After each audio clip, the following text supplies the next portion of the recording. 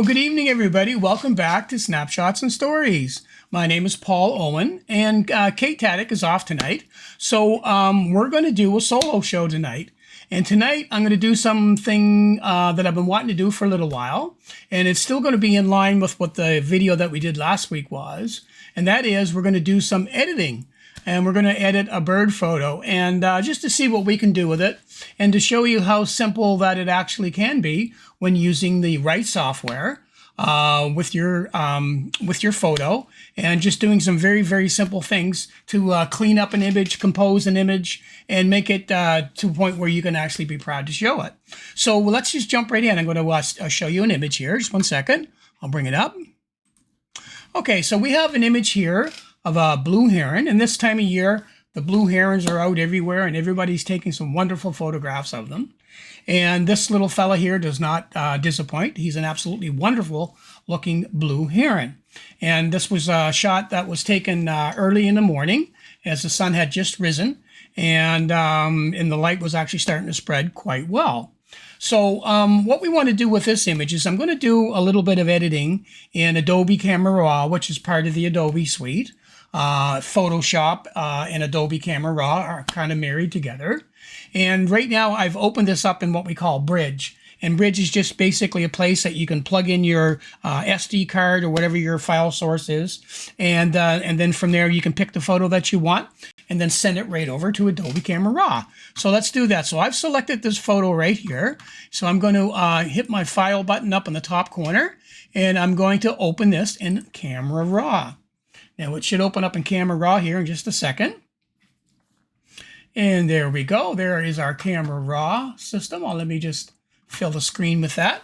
So now we are in Adobe Camera Raw. Now, for those who are using Lightroom, this looks a little similar to Lightroom, but it's kind of like Lightroom Light is what I call it.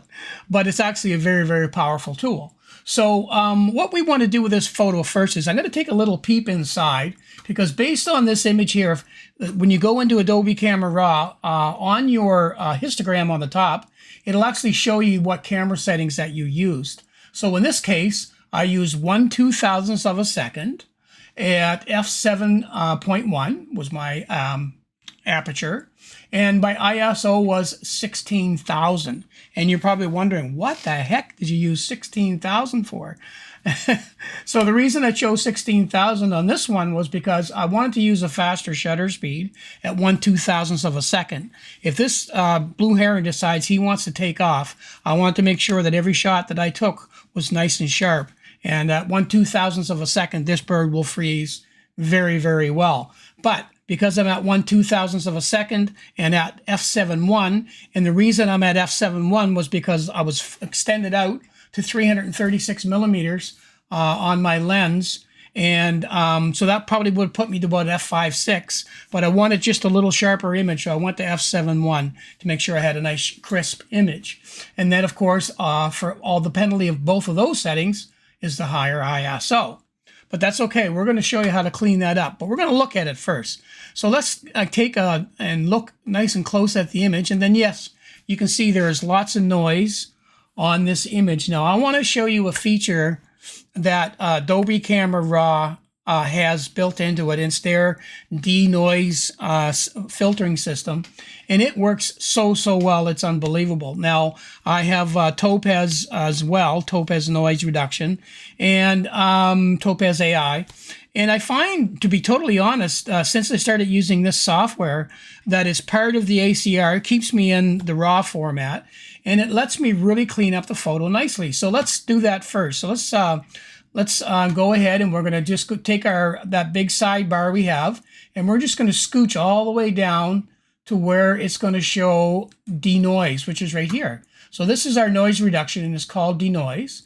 And this is going to let us reduce the noise with the AI. So what we're going to do now is I'm just going to press the denoise button. And when I do that, you might hear a sound, you may not. But right now it's loading the enhanced data into the denoise algorithm. And then it's showing me here an example of what it looks like with and without the denoise. I'm going to slide this over. Let's put this right on his eye. So when you hover over the photo itself, you just simply click on it and you can see the photo in its original format with all that noise. And as you can see, there's a lot of noise in that image. And then you take your mouse off of it, and it shows you what it'll look like with the noise removed. So to me, that is an absolute amazing difference. Now you have a denoise slider. So right now I'm at about 70%, which is pretty much what the default is on this particular denoise system. If you drop it down, you'll start to see that I'll put it down to 50, for example, and now you can start to see there's some noise that's starting to show up. However, the image is just a little bit sharper. So let's just try 60 and see what happens there. 60 looks pretty good, but it's still not quite as smooth as I like it. Let's try 65. And now I'm just splitting hairs here. That actually looks pretty nice. If I go right to the 70, which is the standard size, the standard setting, it's not that much different from 65. So I'd rather just give up a little bit of reduction just to get a little bit more sharp of an image. Now, when you do that, it's going to give you an estimated time that it's going to take to actually denoise this image. And in this case, it says 7 seconds. Now, the reason it's 7 seconds on my computer is because I have a relatively fast video card on the computer, so it'll actually process this quickly. So let's go ahead and enhance the image. We've just started the denoising, and you might hear a little bit of noise in the computer, maybe, maybe not. And that's going to go for about 7 seconds. And then you're going to notice that there's a little blue line down the bottom. And when that line disappears, then the denoising has taken place. So let's zoom in on it now. And wow, wow. Look at the difference in that image. That is super, super clean and super sharp. So that is the very first step that we took on this image, and it's automatically making this image look absolutely wonderful. So now the next thing I have to decide is how close do I want to be to this blue heron? I think the closer I get to it, the better it looks. So because it's shot as such sharp detail, I want to zoom in on it. So let's go to the top of our toolbar, and there's a crop button, which is just the second one down. So if I hit the crop button, it's going to give me a crop version or a crop tool that's overlaid on the image in a full scale. Now, if I want to turn this into an 8x10, which is probably what I'll do with it, because I might even print it, then if you go up to where it says crop and it says preset, there's a drop-down bar. I'm going to drop that down, and I'm going to go 8x10. Now, it's already scaled me to 8x10, which obviously is going from a full frame to an 8x10. Is actually, I'm chipping away, obviously, some of the data. But it's still not as tight as I'd like this image. So what we're going to do is if I take my mouse and hover it right in the corner, if I lay it on top, it'll actually give me a cursor, which will allow me to make this image smaller. So I can put it down to about the size that I want, and then just simply grab the image and pull the bird into the spot that I want him. Now, if I want him off to the side just a little bit, just to show some grass and some environment, that might be a nice place for it. I might even go just a tad tighter. Now, I'm using the thirds rule, which allows me to put this heron right on one of those lines where it's actually crossed over. And that's given me a really nice placement in the image, and it's going to balance the image out quite nicely. So if I like the looks of that image, and I think that would be a nice image to edit, then I'm simply going to hit the Enter key, and now I have my blue heron with lots and lots of detail that I can see super clear, and that's absolutely wonderful. So what else can we do to improve the look of this image? So right now I'm finding that it might be just a little bit bright. So that being the case, I'm just going to go to my sidebar slider, and this allows me to scroll through a whole bunch of different tools. But I'm going to go right back up to my light panel that's on here. I'm just going to take my highlights and just bring them down just a little bit. And you can see that they're going down on everything. So if you watch this spot here on the heron's face, nothing's blown out on this image, by the way. And how do I know that? Well, let me just show you this, because this is actually a very, very nice tool they've got built in.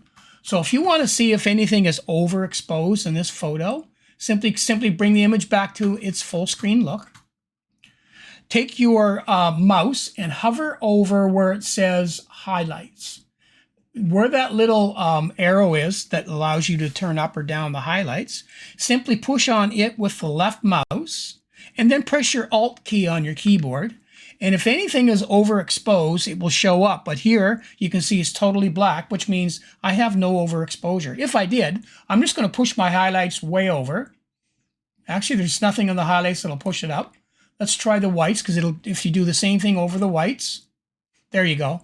So if I was overexposed, it would look like that when I pressed my Alt key and held my left mouse down. And then obviously, you know, that's not what we want. We don't want overexposure. But when I took this image, and I'll put it right, the slider back to where it was, right at 0, the exposure was absolutely fine in terms of a technical exposure. But I still think it's a little bright. So what I'm going to do here, and rather than just trying to take the highlights down, I'm going to take the overall exposure down just a little bit. So I'm going to grab the exposure slider and just start to bring it down. So now when I do that, you can start to see that there's a little more dynamic range in this photo, and it's not so bright. Then I can bring the shadows up just a little bit or down, depending on where you want it. And I'm thinking that the blacks probably could come down just a little bit, not much, just to give it a little more contrast. There we go. Now that I've dropped the blacks a little bit, I might want to increase those shadows just a little bit. And it didn't take much to change that exposure, did it? So again, it's really a matter of taste at this point. So those are some very simple things you can do right away just to get that looking pretty good. Now, the other thing that you can do with this tool that is I find quite powerful and that I use a lot is let me just find it here for you. Let's back up the other end. There we go. So there's a dehaze button on this. So this may be just a little bit bright overall. So if I take the dehaze button and just slightly move it to the right, you can see that it's just taking that haze off enough that I can see a really nice sharp image in the water itself. The water is looking absolutely wonderful, really.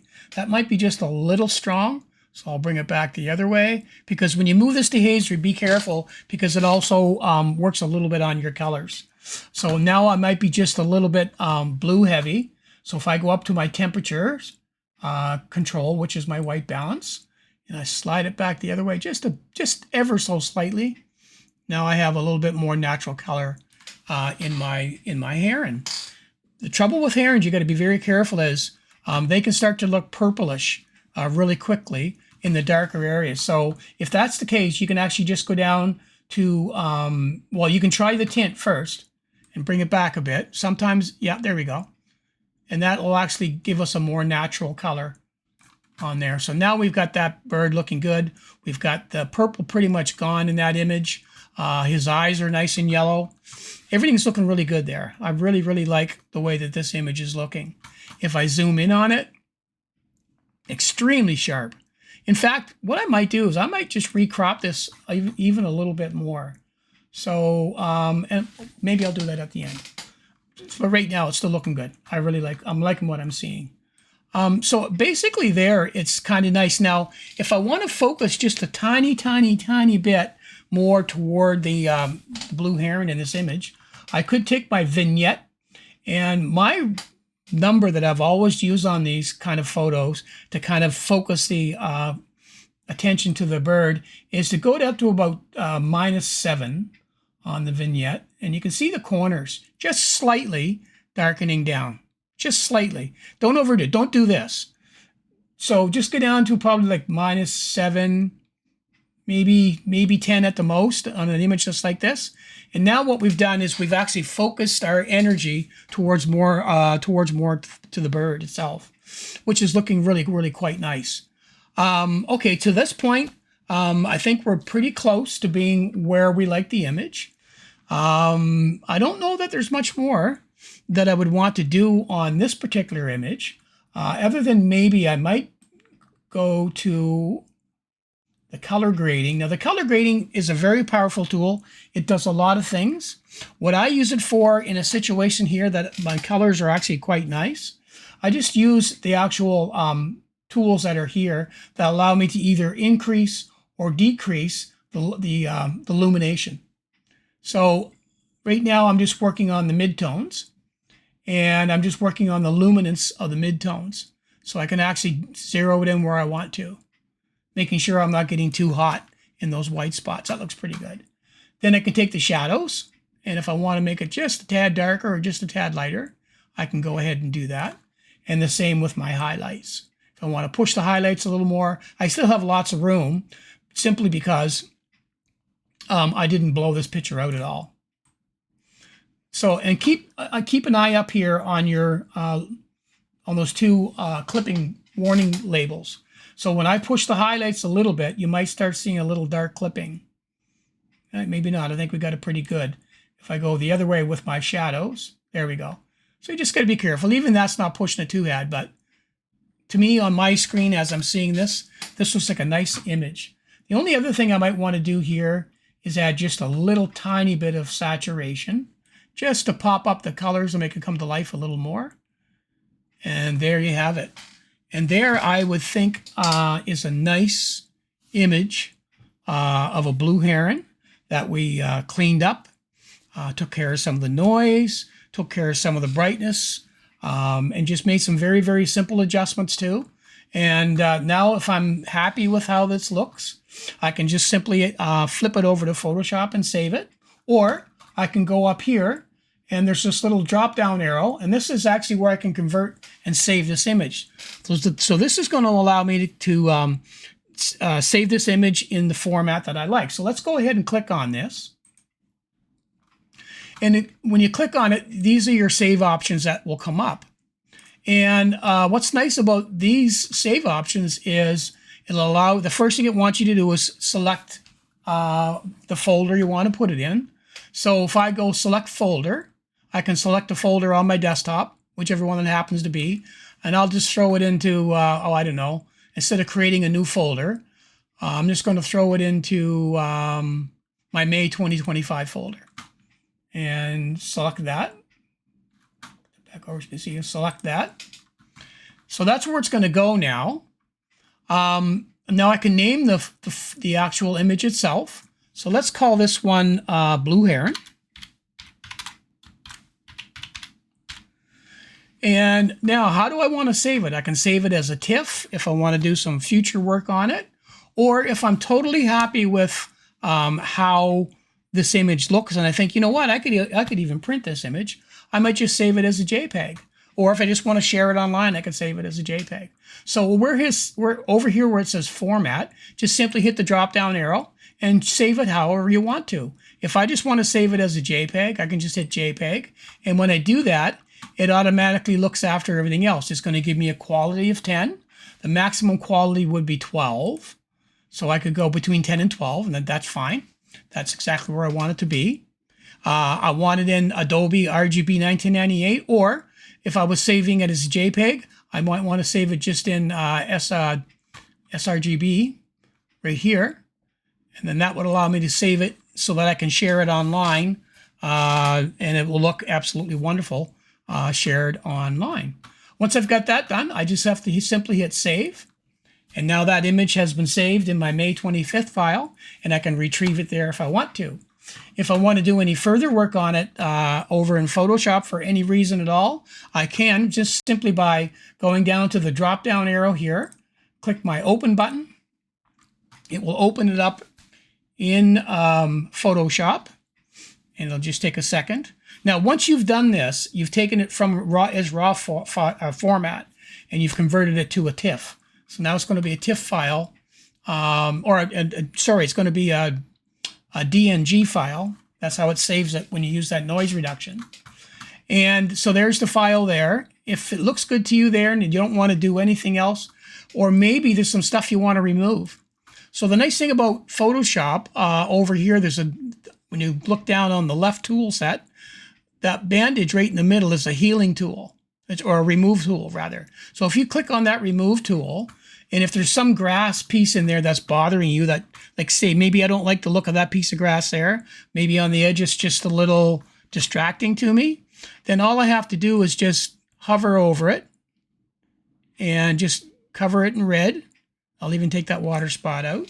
Just give it a moment, and there it's gone. Just like that, it's disappeared, and I've gotten rid of any distraction. So this tool is really useful for doing what we like to call border patrol. And border patrol just means when you have your image done, look at the border. Is there something in that border that's distracting that I don't like? Maybe I don't like this little piece of bramble up here. So I'll just go ahead and take that right out. Okay, that's gone. That looks nice to me now. That looks clear. Is there anything else that I want to take out that doesn't look natural to me, the image? I don't know. I think this image overall looks pretty darn good. There are some interesting tools up here too that you can use when you're doing your final run on this image. If you go to image, there are some auto buttons up here that will allow you to automatically control things. So if I hit auto contrast, let's see what Photoshop thinks the contrast should be. So it likes a little darker photo like this one. And if I'm happy with that, I can say, you know what, I like that, I can save it. If not, all I have to do is hit Control Z, and I can go back to where it was. But now that I've seen that, I think, you know what, maybe you could use just a little bit more dynamic range, a little bit more depth to it. So you can just go over and in your layers section of Photoshop, just hit that little circle up there and it will create a new adjustment layer. And let's say here, I just want to go to my levels, or curves, sorry. So I'm going to open up my curves. Once that opens up the curves, it gives me this tool. So now I can actually take this with my little curves button. If I want to take those highlights down a little bit, I can do that. If I want to play with the darks maybe a little bit more, I can create what that auto contrast did for me, but I've got a lot more control over it because I didn't like quite the level that it hit it with, but I did like the fact that it darkened it down somewhat. So I kind of like this. If I want to see what it looks like with and without it, just simply go up to press your layers button, and there's that little eyeball right there on the layer that you just created. Turn it off and on. And then you can see without it, that's how bright the image was. When I turn it and put the effect back on, you can see now it darkened it down somewhat. So you can decide, okay, is that as much as I want, or is that a little too much? If it is, just go up to your opacity slider and make sure that you're highlighted on your layer that you're working on. And just simply go to the opacity slider, and then you can take as much from 0 to 100% of that alteration as you want. So maybe I like about 60 or 70% of it. 68%, let's say. So now I can just simply, at 68%, see the difference. And I kind of like that. It just made just enough difference that I think, you know what, I can live with this photo. So if I'm okay with that, then I just simply go up to this little 4 bars in the corner, make sure I'm on layers, click on it, and then I can actually merge the image, which is going to put my layer that I just made and embedded into this photograph. So now I have the image done with that curves adjustment made in it. And if I want to save this image from here so I can compare it to the other one that I saved, I just go to File. I'm going to save it as, and I'll just leave it at this particular name because the other one we named Blue Heron. And I'm going to leave this as a TIFF. So I can go to my desktop and I can find the May the 25th images right here. And then I'm just simply going to save it in there. It's going to ask me, okay, you want to save it? The compression, the pixel order, all that, IBM PC. This is pretty much standard, and you shouldn't really have to do anything and use the default on this. And I'm going to hit OK. So now I've saved the image, and it's now in there. So now I have, excuse me, those both images. So now if I go to my May 25th images, let me just see if I can find that. I'm just going to get out of this for a second, all together. And where is my May the 25th? There we go. I'm going to open that up. And I'm going to look for that Mr. Heron that we just did. And he should be here somewhere. There he is. No, that's the other one. Where did you go, buddy?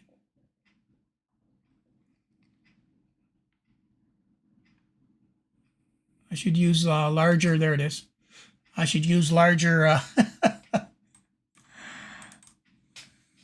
There we go. I'll pull it back over here. And there's the image. And there it is. There's how it was saved. This was the enhanced image TIFF with a little bit of enhancement that we put on it. And it's an absolutely wonderful edit with the blue heron. So that's kind of what I wanted to show you today on this particular image, was just a real quick edit on a photograph that was taken a while back. And yeah, so it's always fun to take an image to another level. And the way that you have to do that, of course, is through some editing. If we could make our images perfect every time in camera, it would be an absolute wonderful thing, but that's just not the realism of most photographs that we look at. There is some editing done to bring out maybe some of the features that the human eye could see that the camera couldn't capture, or that the light was not allowing you to see. And this just allows us to bring out the features and the things that we want to see in the image. So that's, I think, pretty much it for this week's version. And just keep in mind that if you wanted to see some more content like this, or some other things you would like me to see, or if you want to see some more editing, send your request into snapshotsandstories.com, or snapshot. Say my new tongue. Snapshotsandstories@outlook.com, and send that in, and we'll be so much appreciative of you contacting us, and we'd be happy to work with you on some of your requests. So for those out in Facebook, thank you so much for watching. Share. If you're watching us on YouTube, again, hit that subscribe button, hit that bell button, so that whenever we have a new video that comes out, that you'll get notified. And also watch us on Rogers. We're on Rogers 7 days a week. So just kind of look for us there as Snapshots and Stories. So for now, it's Paul, and Kate will be back on the next episode, and we will see you next time on Snapshots and Stories. So long for now.